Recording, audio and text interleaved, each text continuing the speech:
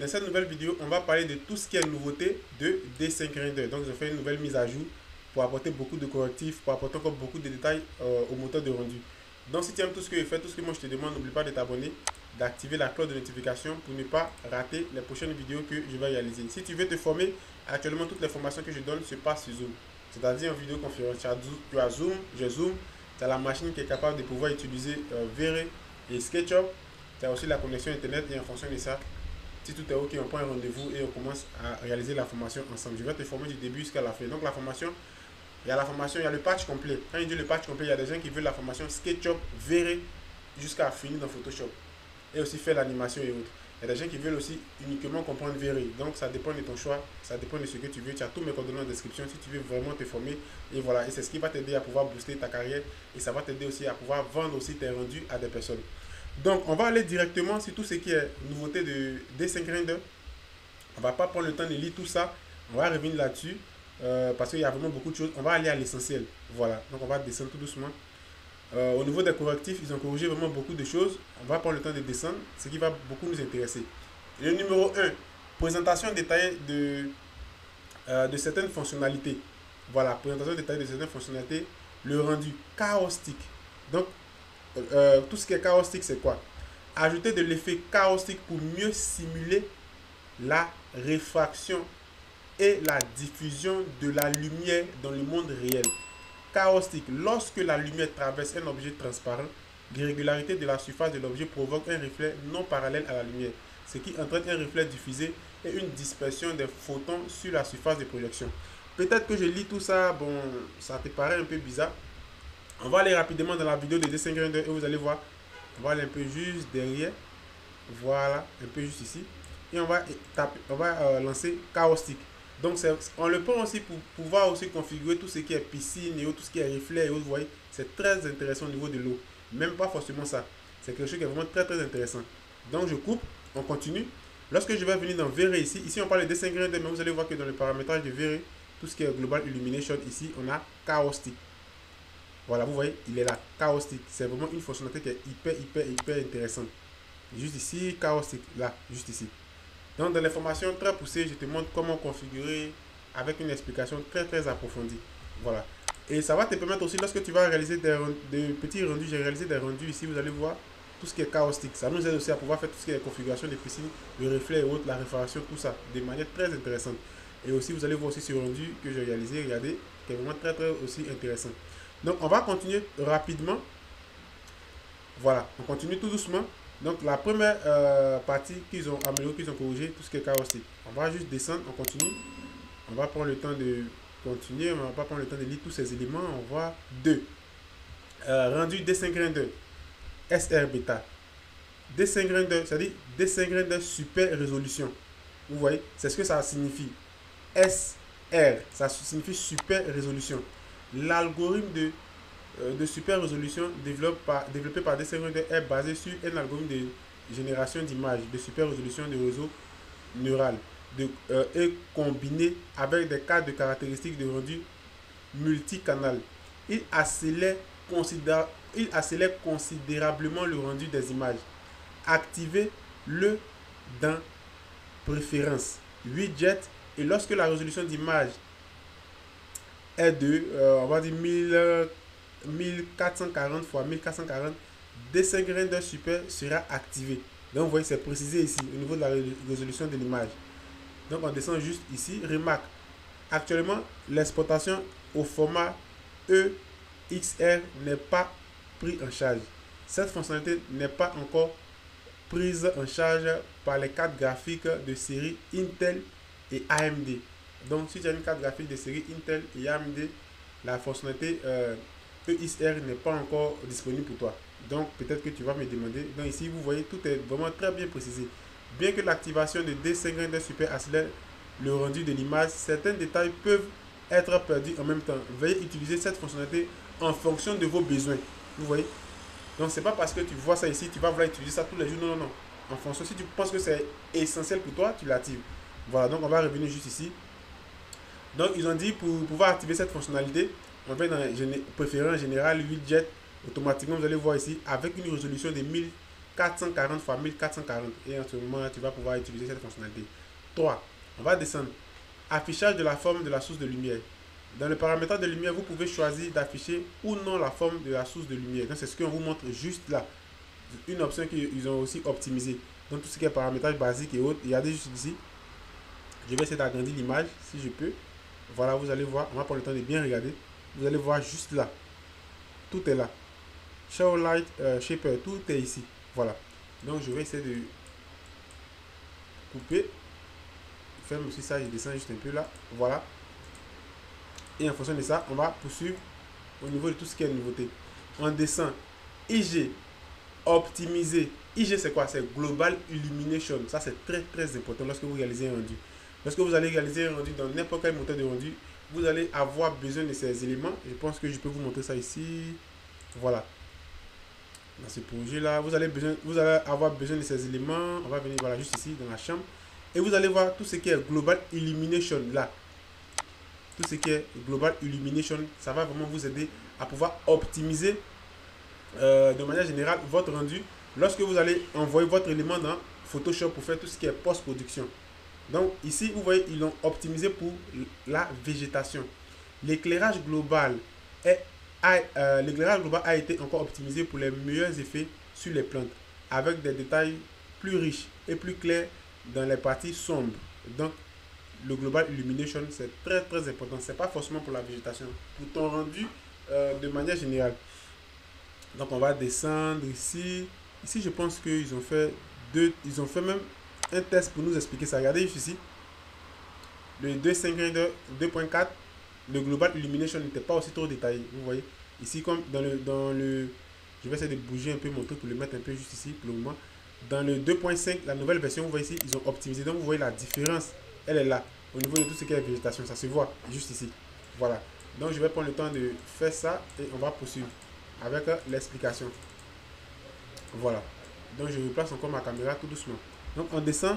Matériaux SSS optimisé. Optimisation de l'algorithme de débruitage pour les matériaux SS dans l'aperçu en temps réel. Donc, c'est ici. Remarque. L'activation de cette fonctionnalité peut nécessiter beaucoup de ressources. Donc, c'est toujours précisé. Si tu penses que ta machine, si je prends un exemple, si tu as un PC avec une carte graphique Nvidia 1060 avec 6 Go de carte vidéo, c'est des détails qu'il ne faut pas activer. Il faut faire aussi un peu attention. C'est pas parce que peut-être que tu as 6 Go de carte vidéo, si la carte graphique n'est pas aussi voilà, un peu poussée, ça sera très, très compliqué de pouvoir l'activer. Tu vas pouvoir l'activer, mais ça va beaucoup fatiguer ta machine. Donc, c'est pourquoi ici, on met l'activation de cette fonctionnalité peut nécessiter beaucoup de ressources. C'est précisé. C'est pourquoi avant de s'intéresser à quelque chose, prenez toujours le temps aussi de vous informer. C'est très important. Donc, si tu n'as pas la machine nécessaire, je ne t'encourage pas de l'activer. Donc, ici, on dit quoi? Amélioration du bord de l'EB. Donc, dans la version 2.4, vous voyez, on va activer. Dans la version 2.4, j'avais pas encore ce côté qui est un peu réaliste. Il y avait encore des imperfections. Dans la version 2. Ici, regardez, dans la version 2.5, vous voyez que ici, directement, ça a été corrigé. Au niveau de tout ce qui est bord de l'herbe. Vous voyez, ici, ça ressemble trop à du dessin. Voilà. Mais quand même, ici, ils ont apporté quelques correctifs. Donc, vous voyez que ça se sent, en fait, sur la végétation. Vous voyez, tout ce qui est gazon. Donc, c'est une partie aussi qu'ils ont optimisé.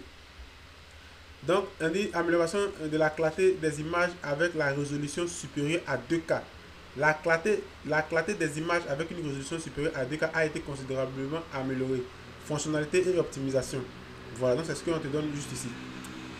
Studio Dessin Grinder. Donc, dans le Studio Dessin Grinder, tu vas me demander le Studio Dessin Grinder, c'est quoi? Ajout d'une entrée Dessin Grinder Studio à côté de la bibliothèque de ressources dans le coin supérieur à gauche de l'interface. C'est ce qu'on te montre ici. Là. Juste ici. Voilà. Donc, on va descendre. On dit Dessin Grinder Studio est un espace de travail de Dessin Grinder où vous stockez des pré-réglages ou d'autres ressources pour améliorer l'efficacité du travail et de la créativité. Donc, peut-être que tu as réglé quelque chose. Vous voyez, souvent, tu peux régler quelque chose. Tu ne veux plus encore reprendre ça. Tu peux sauvegarder ton élément là-bas, puis après reprendre. Si tu veux encore perfectionner ce que tu es en train de régler, tu passes par là et tu continues. Pour ne pas encore revenir et autres. Ils ont aussi fait ça. C'est pas la même chose, c'est pas la même explication, mais dans le VRS6 aussi, on avait aussi beaucoup de problèmes dessus avant.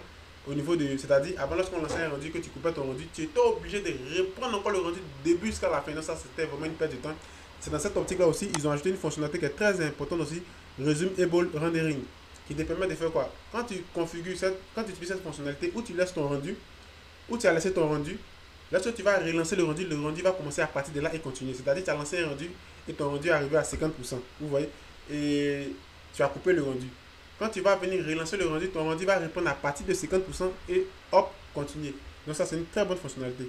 Donc, c'est pas la même explication que celle de Desync Render, mais c'est un peu similaire. C'est pourquoi je vous parle de ça. Par contre, ici, Desync Render Studio, tu peux configurer tes détails et autres et les stocker à quelque part. Et après, tu peux les reprendre et les retravailler encore. C'est pourquoi ici, on vous dit Desync Studio est un espace de travail plus dans Desync Render, où vous pouvez stocker des pré-réglages et autres ressources pour améliorer l'efficacité de du travail et la créativité. Desync Studio prend actuellement en charge les pré-réglages d'effets. Donc ici, on vous donne qu'est-ce que tu peux faire là-bas. Les pré-réglages d'effets, les pré-réglages de chemin et les pré-réglages de pinceau. Après avoir créé un pré-réglage rempli simplement les informations pertinentes pour l'enregistrer rapidement dans mon espace. Donc c'est très important. Donc voilà, c'est ce qu'on te montre ici. Voilà, tu fais tout ce que tu as à faire. Une fois que tu as fini, tu l'enregistres dans ton coin et autre rapidement. Et directement, voilà, tu passes à autre chose. Comme ça, si tu as besoin encore de l'utiliser, tu viens encore, tu perfectionnes ce que tu es en train de faire rapidement. Donc ici, bon, on dit pour réglage d'effet. On va pas prendre le temps de lire tout ça, mais quand même on va donner quelques détails. Pour réglage d'effet, dans le menu contextuel de la liste des scènes, sélectionnez créer un pré-réglage. Après avoir rempli le nom du pré-réglage, vous pouvez stocker l'environnement et le paramétrage de la post-production dans la scène actuelle en tant que pré-réglage dans dans Desync Studio. Donc c'est ce que j'étais en train de vous dire. Donc ici on va continuer. Voilà, on va tout descendre rapidement sur une partie qu'ils ont encore améliorée. Voilà, outils de coupe. Voilà, Desync Render, outils de coupe. Ajout du plan de coupe et du cube de coupe pour afficher la structure interne des modèles. Vous voyez, c'est vraiment très intéressant ça. Parce qu'on peut voir maintenant tout ce qui se passe dans ton truc, à l'intérieur de ton bâtiment très rapidement. Donc si tu es en train de modéliser un truc, puis il y a quelque chose que tu veux voir, si tu fais un petit plan de coupe pour essayer de voir un peu, tu fais ton truc rapidement et tu vois. Voilà, c'est très très intéressant. On dit comment l'activer. Outil de sélection dans préférences, widget, et vous pouvez ensuite ajouter un outil de sélection à partir de la barre supérieure. Donc ici on vous montre comment vous pouvez l'activer. On ne va pas prendre le temps de lire tout ça. Je te donne les éléments qui sont très très intéressants. La synchronisation des données de modélisation n'est actuellement pas prise en charge. Donc on continue. Outils de caméra avancée. Donc ici aussi, ils ont perfectionné tout ce qui est outils de caméra avancée dans la nouvelle version de Desync Render. Voilà. Donc on continue. Ici on te montre un peu des éléments. Ajout de caméra, pre-rend caméra. Vous voyez, voilà, on vous montre un peu des éléments. Dans le rendu final, donc on va partir directement à la source. Ici, on va lire un peu ici, c'est vraiment très intéressant. En plus des paramètres existants tels que la distance focale, le champ de vision, c'est des éléments qui sont très importants dans un rendu. La distance focale, le champ de vision et la profondeur de champ. Il a ajouté plus d'options de rapport d'aspect de la caméra, ce qui vous permet de pré-régler des rapports de 16:9, 3:2, de 4:3, de 1:1 et les rapports verticaux. Après avoir activé la caméra, vous voyez, vous pouvez contrôler la caméra sous tous les angles et enregistrer les enregistrements avec la liste des scènes. Donc c'est très intéressant, vous voyez. Donc c'est ce qu'on vous dit juste ici. Voilà. Donc ils ont optimisé aussi tout ce qui est caméra. Donc on va descendre. Qu'est-ce qu'ils ont fait encore de nouveau? Barre latérale droite ajustée. Donc vous voyez, je vais agrandir. La barre latérale droite a été aussi ajustée. Ils ont encore apporté encore plus de détails dans la nouvelle version de Desync Render. Voilà. Donc on va continuer. Mode plein écran. Ils ont encore optimisé tout ce qui est mode plein écran. Prendre en charge le masque. Prendre en charge le masque de tous les panneaux en un clic pour afficher la fenêtre à temps réel en plein écran en appuyant sur la touche, c'est-à-dire le raccourci clavier F9. Automatiquement, tu auras un mode plein écran. Voilà. En fonction de ton image, en fonction du rendu que tu as réalisé et autres, ça dépend de ce que tu as réalisé. Voilà. On va descendre. Commande à 3 axes optimisés. Donc tout ce qui est commande à trois axes, ils ont aussi optimisé. C'est-à-dire optimisation du contrôle du gizmo à 3 axes et ajustement de la plage de la zone de collision avec la souris. Donc ils ont aussi optimisé cette commande-là. Expérience d'installation optimisée. Donc ce côté aussi ils ont optimisé. On va descendre juste ici. On descend tout doucement. Voilà, ici on dit affichage optimisé des statistiques. Affichage à la fois de la VRAM, affichage de la RAM. Donc, on peut maintenant afficher, tu peux maintenant du moins afficher ta RAM, tu peux maintenant afficher ta VRAM. Tu peux voir, c'est-à-dire quand tu es en train de travailler, ça c'est vraiment un détail qui est très important. Moi, généralement, comment je le fais, je fais cela directement avec le gestionnaire de tâches et j'essaie de contrôler ce que je fais. Donc là, c'est très intéressant parce que quand tu vas essayer d'ajouter beaucoup de trucs, tu essaies de voir si l'ordinateur n'est pas trop rempli. Ça peut te permettre de pouvoir prêter, tu peux de manière générale prêter attention à ce que tu fais et autres. Light, regardez, la VRAM, la RAM, le FPS, les lumières, le modèle, tous les faces, tous ces éléments, tu peux automatiquement les voir. Et ça, c'est une fonctionnalité que j'aime beaucoup. Proxy réseau, en plus des proxy système, vous pouvez choisir les paramétrages de proxy, HTTP, HTTPS. Bon, ça ne m'intéresse pas trop, c'est pas que je vais beaucoup m'intéresser. On va juste descendre. Optimisation du filtre HD ajouté.